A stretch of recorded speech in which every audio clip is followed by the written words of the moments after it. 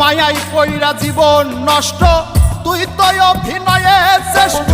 কেন দিলি এত কষ্ট, কি ছিল কারণ?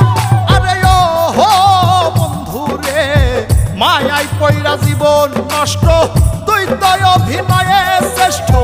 কেন দিলি এত কষ্ট, কি ছিল কারণ?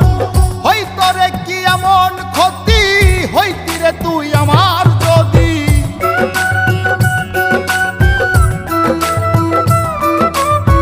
হইতো রে কি এমন ক্ষতি, হইতি রে তুই আমার যদি।